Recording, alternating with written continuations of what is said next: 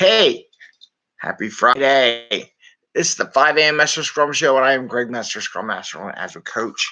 And what we're going to talk about today, we're going to dive into a little bit of a little racing car thing. We're going to talk about big box stores and how they really need to think Agile and Agile mindset. And we have Fortune Cookie Friday. So this is all to expand mind and Agile.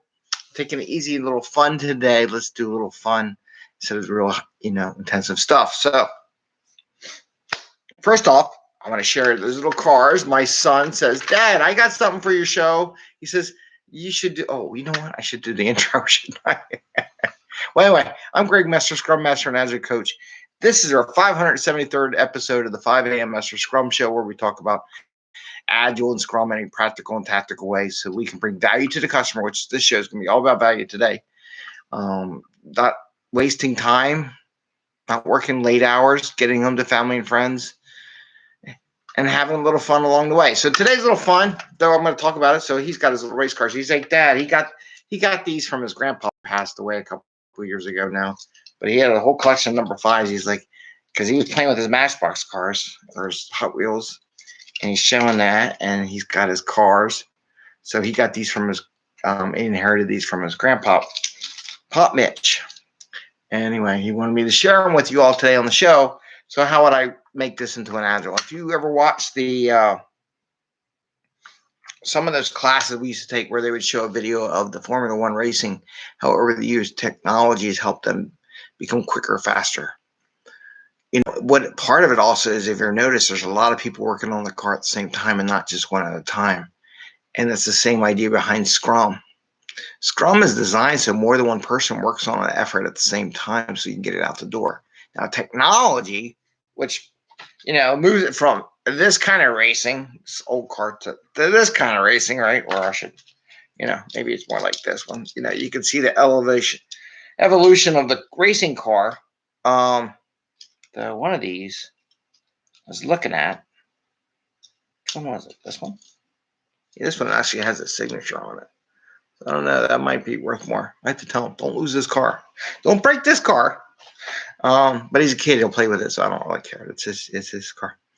But the technology helped him have more than one person work on the car at the same time. So it goes hand in hand.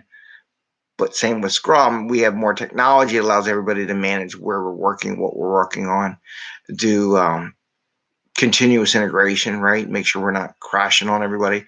Should have automated unit tests to make sure every time we put code or bring code down, that we do the automated unit test, make sure we didn't break everybody else's code or they didn't break my code. And then you go find them and hunt them down. So that just shows the technology that Scrum is like I can't even bring it up. Pit stop, right? It's everybody works on the car at the same time. And that's what we do in Scrum, which is different from other things, which doesn't necessarily happen that way. So we do a lot more parallel work. So now, that's his little fun thing with the cars. I'm going to talk about big box store. I was in a big box store the other day, and I won't say which one it was. It started with a W. You have to guess the rest of them. So in there, and last time I was talking to people, they're talking about how do you apply Agile to non-IT, right? It's always the question. How do we apply Agile to non-IT? So I'm like, I was sitting in a store. Oh my God, I half hour waiting in line, and they have I don't know if I counted them, 32, 33 aisles, right? But they only open like every other aisle, if that. And I don't know, maybe it was a bad day of the week to go. So I'm in there, standing there for a half hour watching, and I'm watching these managers and stuff like that, and I'm just like, boy, I'm gonna take a picture of it one day. I'm gonna go back and get a picture. I think I have an old Walmart picture from inside, and the flow is terrible. And the whole time I'm thinking, they could really use Kanban right now. I mean, a proto Kanban, because they're not gonna do all the analysis stuff that everybody wants everybody to do. But a proto Kanban, and why do I say that? You have all these lines. Everybody's working. There's no reason why the manager can't get up and go operate one of those cash registers to get more cash through the thing. So think about it. Getting value to the customer. You have hundreds, literally hundreds of pissed off customers sitting in line for a half hour. You have all that cash that's not coming into the facility because they haven't paid yet. And a lot of them probably left their stuff laying all over the floor. I don't blame them because you're mismanaged and you're not running it right. So they pick stuff up. So now you got to pay extra money to go pick the stuff up or throw it out, total loss. Some things you can hang up, you got to clean, they've been touched by COVID theoretically, you would have to burn it all, right? So you got all that problem, extra costs. Your customers are mad. You're not bringing in the cash. But in a Kanban world, you would see that other columns of work, and this column of work would be the cash register, are getting bottlenecked. Theoretically, in a real Kanban system, the people from testing, development, BAs, whatever, they would all get into that. Well, let's say it was a tester. Maybe this is the final step. This is the testing step. So the developers, the BAs, all these people would go help the testers get the stuff through the system, right? They would go operate a cash register. And what makes me laugh about this, when I was a kid, it was 16, right? 16. 42 minus 6 would be 36. 36 years ago. Wow. 36 years ago.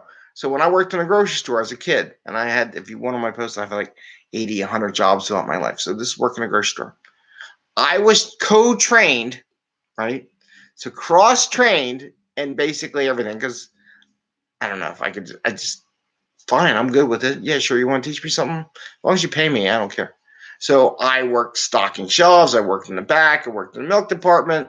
I worked cleaning floors, cleaning bathrooms, cleaning parking lots, bagging groceries, working the cash register. So there really wasn't much of any job in that place I did not do, right? So it's very agile mindset. So this is 36 years ago. This is way before Agile became Agile, okay? And everybody's like, Agile's this. You've been doing it. You just didn't realize you're doing it. And that's why I like it, because I'm like, it gives me a name to something I've been doing my entire life since I was 16, 36 years ago. So I was cross-trained. So when the cashiers got backed up and needed help, they would go on the loudspeaker. Greg, come up to the, all come up to the front lines and help process people through. So they weren't waiting. Just like Kanban's supposed to be, right? So there's a perfect example where you cross-train your crew on how to do everything in the store. So when things spike, you can adapt and take care of those spikes and then go back to what you're doing. Do you do it all the time? Was I as good as a cashier as other ones in the cashier were doing every day? No. Was I efficient enough to make the customer happy and get them home on their way? Yes. So you trade off. Do you want people to have skills in doing it just to help with those bottlenecks? Or do you want pissed off customers? Your choice. So when they say, how do you do it? Did it 36 years ago. So you can use that in your little mom and pop shop too, right? Okay. So that's what I had about big box stores. I think could use an agile mindset. And if you want me to come in and help fix your big box stores, I guess Sam Walton's dead. Well, Walton, the kids, if you want me to come in and help you, feel free. It ain't that hard. You just got to get people off the stick and want to help each other out. And if you're an organization that doesn't have people that want to help each other out, then it is what it's going to be. Okay. Fortune Cookie Friday. Yay! All right. What do we got going on here? The Agile accountants have taken a message for us, and we have to convert this message into an Agile methodology, something we talked about in the show, something like that. And the Agile accountants who put the secret message, put it in a double envelope. Now they're in a cookie sealed envelope. We are going to read this message from the Agile accountants. This was great. You got to read this. I don't know if you can read it. Let's see if I can read it. Does that work? Nothing's perfect. This is so agile. So nothing's perfect.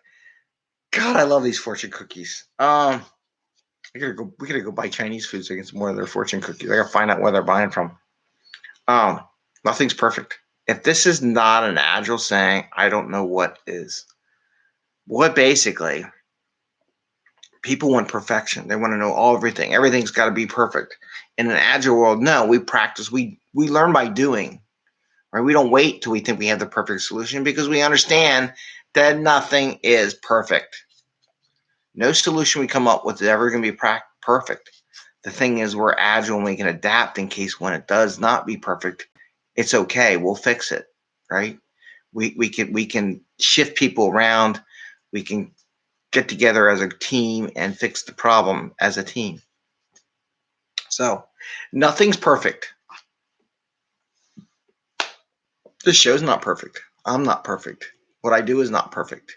However, I acknowledge it, and well, some things I don't acknowledge, and I have my own mental issues that I got to work and clean up in the house and putting that off. But otherwise, nothing's perfect. We just try our best.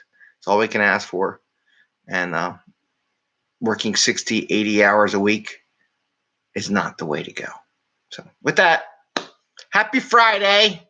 Remember, nothing's perfect. The fortune cookie says, so you must listen to the fortune cookie. Have a great day. Happy scrumming. And I'm off to go teach a IC Agile class in a little bit. So have fun, guys. Happy scrumming. Happy Friday.